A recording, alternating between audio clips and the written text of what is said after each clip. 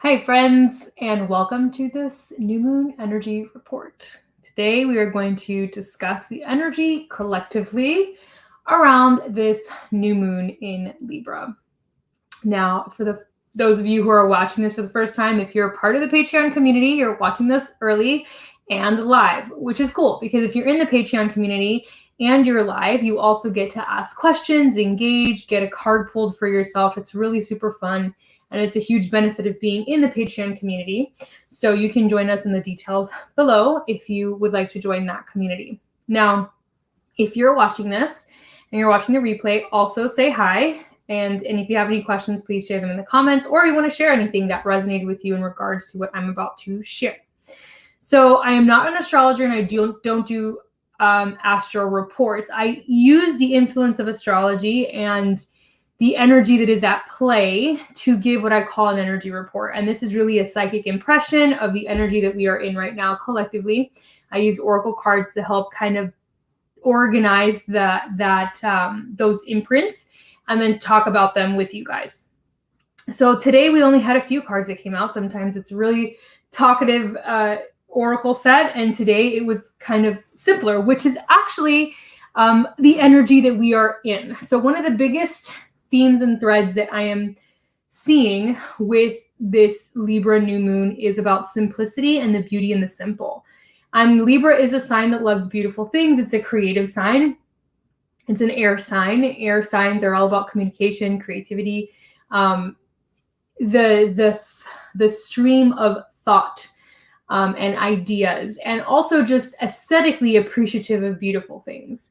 And so right now I feel like personally, we need to be looking at the things in our lives that feel cluttered, that feel clunky, that feel outdated, that feel inauthentic, whether it's in your personal life, in your relationships, in your business, in your parenting, in your house, and just get rid of it and start looking for beauty in simplicity. And one way that this is showing up for me, actually, is currently completing the Financial Peace University course, which if you've never heard of it, is a Dave Ramsey course, all about like completely getting out of debt and out of the credit card scam that it is, and just having a lot of wealth that is built on discipline and cleaning up immature money habits. And so for me, where I'm doing a lot of that is in my business, like cleaning up my business, streamlining it, simplifying it, and also in my financial life, I'm doing that. And I'm finding a lot of energy around that and a lot of excitement around that, which I never thought in a million years I'd be finding so much excitement over budgeting and essentially placing limits on myself for how I use my money because I have a long game goal. And this is something that in the past I was unwilling to do because my own work is tied around being really emotionally attached to being able to have access to the things that I want, whether it's a certain food or shopping for certain items. When I have to tell myself no, that creates an emotional trigger response of feeling like neglected or rejected in some way. And so that has been a component of the shadow work that has come up as a result of simplifying, decluttering, and becoming a better steward of my money and my financial life. And so I would say to you, where are the areas in your life that you have to clean up? And maybe the reason you haven't cleaned up those areas of your life is because you do have an emotional story tied to that particular area. And where I see this a lot is in food. So my full-time career is a health and fitness coach, and I help women primarily get healthy and fit from home in a very simple way, in a sustainable way. And as soon as we start to talk about food, it gets really sensitive.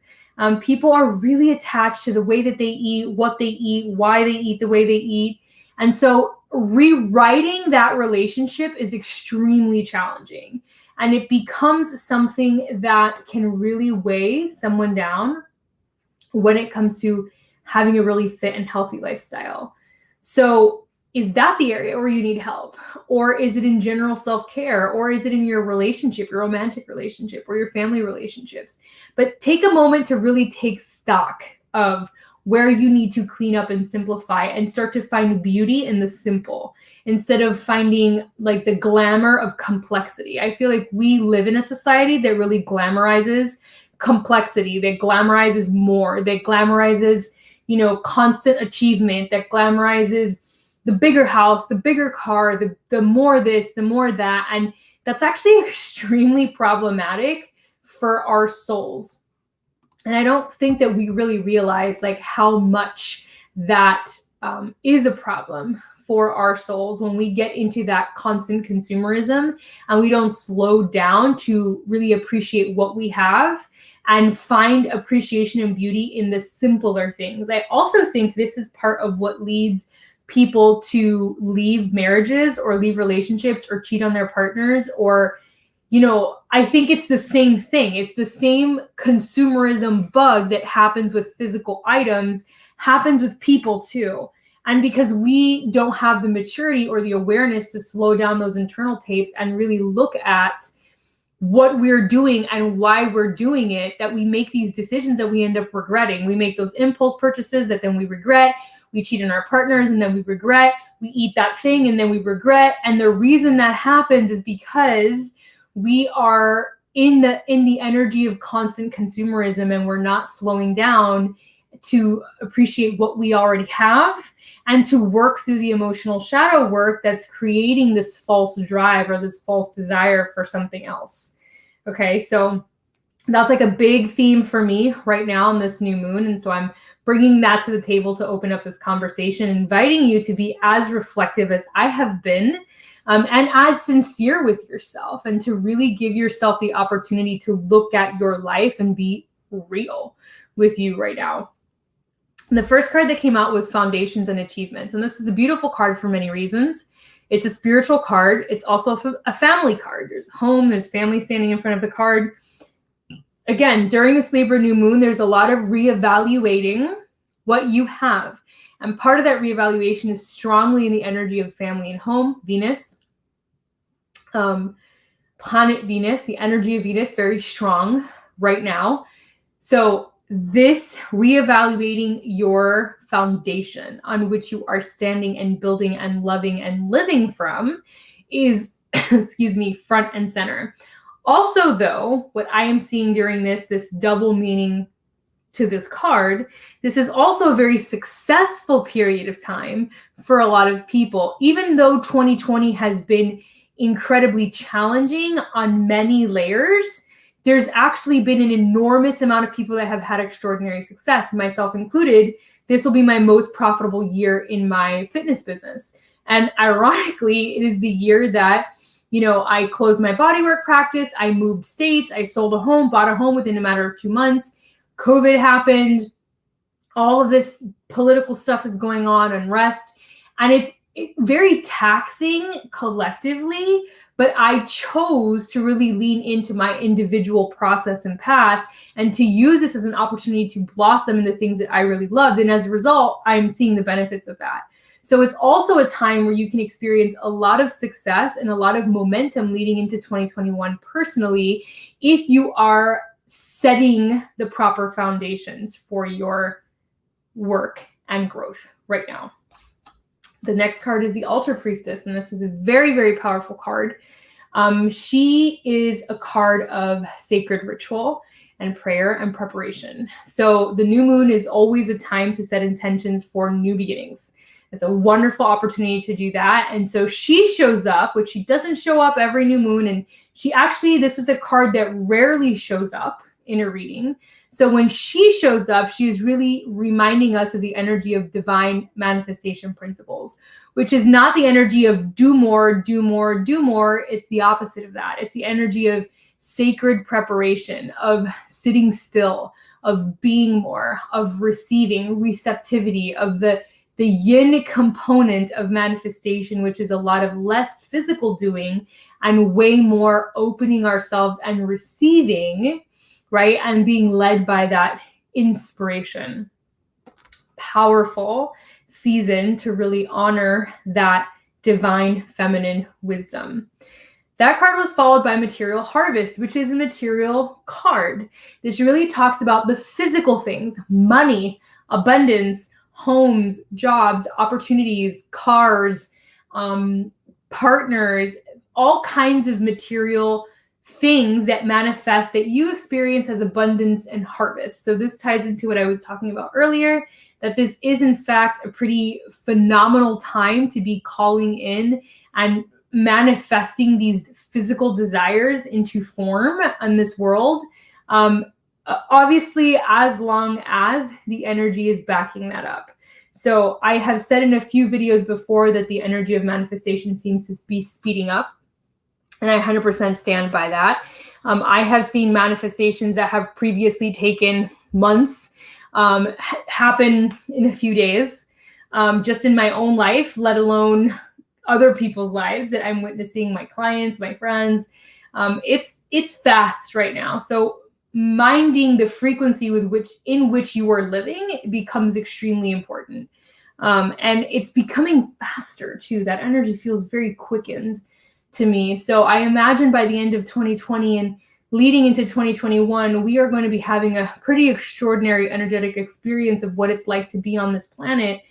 And as I've said in previous videos too, that it's going to become even more elevated and heightened who is having a more fifth dimensional reality experience on Earth and who is continuing to have a sort of lower fourth and third dimensional experience of Earth, because of the sluggishness and the slowness that will occur in their experiences of reality, or the missing the mark that would occur in their experiences of reality, where they want to call something in, but they end up calling the opposite. And actually, it's funny, Dave Ramsey in his first lesson, sorry if I'm out of breath, in my first trimester of pregnancy, and talking is hard. It's just like a thing.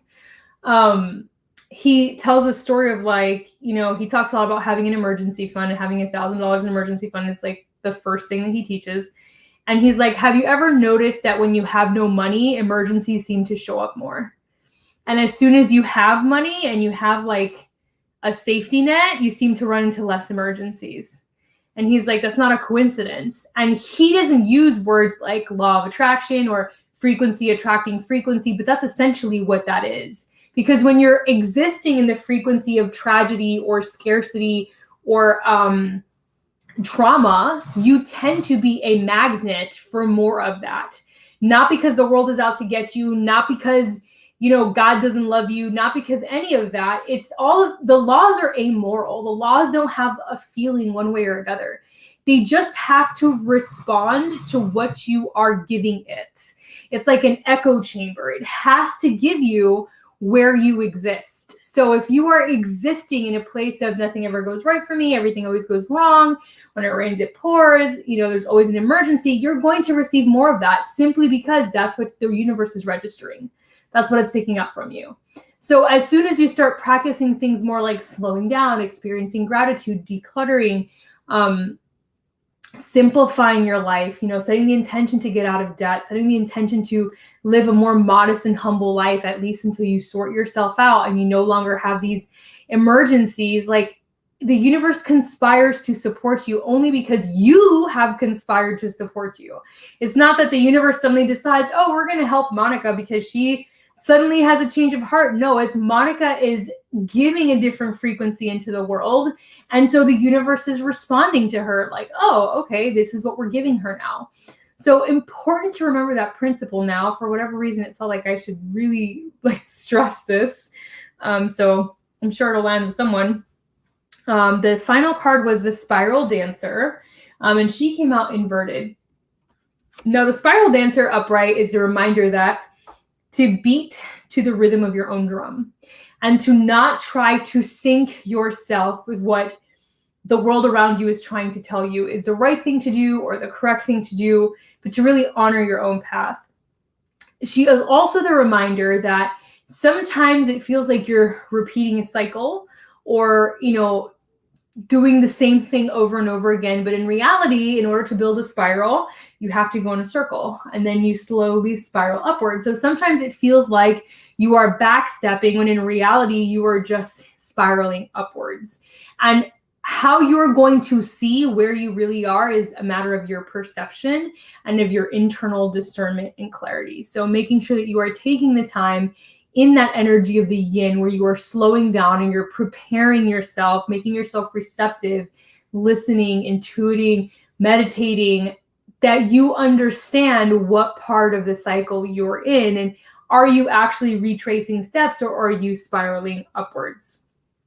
So that is the message from the oracle reading for today. And again, my message was primarily all about finding beauty and simplicity, and no longer glorifying complexity or perpetual achievement as being the desirable thing. And I think the more of us that do that, the more we will be brought home in many ways, into our hearts, into our spiritual centers, and the amount of confusion, unrest, fear, and worry that we feel would be dramatically reduced, is my belief. So I hope that this energy report gave you some joy and a fresh perspective. And again, if you have anything that you'd like to share, please do. And if you haven't subscribed to my channel, also please do. There's a whole playlist on energy reports and a lot of other playlists as well. There's a playlist on my pregnancy. There's a playlist on political current events. There is playlists on food mindset, fitness mindset.